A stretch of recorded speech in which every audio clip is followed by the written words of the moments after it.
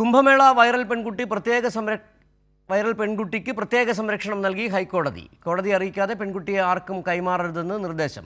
മധ്യപ്രദേശ് പോലീസിന് ഉൾപ്പെടെ കൈമാറുന്നത് വിലക്കി ഹൈക്കോടതി. പെൺകുട്ടിയുടെ ആശങ്കയിൽ കഴമ്പുണ്ടെന്നും കോടതി വ്യക്തമാക്കി. ഉമേഷ് ചേരുന്നുണ്ട് വിവരങ്ങൾ. ഉമേഷ്, എന്തായാലും പെൺകുട്ടിക്ക് ആശ്വാസമാണ്. എന്താണ് ഹൈക്കോടതിയുടെ നിർദ്ദേശങ്ങൾ? സിജു, ഈ കുംഭമേള വൈറൽ പെൺകുട്ടിക്ക് നൽകിയിരുന്ന പോലീസ് സംരക്ഷണ ഉത്തരവ് ഹൈക്കോടതി നേരത്തെ പിൻവലിച്ചിരുന്നു. ഈ ലഭ്യമായ ഫോൺ നമ്പറിലും വിലാസത്തിലും പെൺകുട്ടിയെ കണ്ടെത്താനായില്ല എന്ന് സർക്കാർ അറിയിച്ചതിനെ തുടർന്നായിരുന്നു അന്ന് അങ്ങനെ കോടതിയുടെ നടപടി ഉണ്ടായത്. എന്നാൽ പെൺകുട്ടി പോലീസിനോട് ആവശ്യപ്പെട്ടാൽ സംരക്ഷണം നൽകാം എന്നും കോടതി നേരത്തെ അറിയിച്ചിരുന്നു. ഇതിന് പിന്നാലെയാണ് പെൺകുട്ടി എറണാകുളം സെൻട്രൽ പോലീസ് സ്റ്റേഷനിലെത്തുകയും പോലീസ് സംരക്ഷണം ആവശ്യപ്പെട്ട അപേക്ഷ നൽകുകയും ചെയ്തത്.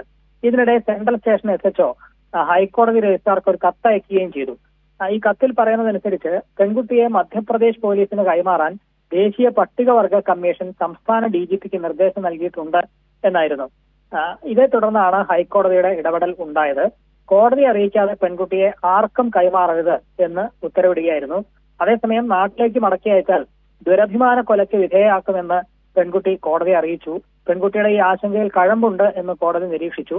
തുടർന്നാണ് കൊച്ചി സിറ്റി പോലീസ് കമ്മീഷണർ ഉൾപ്പെടെയുള്ള ഉദ്യോഗസ്ഥർ ഹൈക്കോടതിയുടെ അനുമതിയില്ലാതെ പെൺകുട്ടിയെ കൊച്ചി നഗരപരിധിക്ക് പുറത്തേക്ക് കൊണ്ടുപോവുകയോ മറ്റൊരാൾക്ക് കൈമാറുകയോ ചെയ്യരുത് എന്ന് ഇടക്കാല ഉത്തരവിൽ ഇപ്പോൾ വ്യക്തമാക്കിയിരിക്കുന്നത്.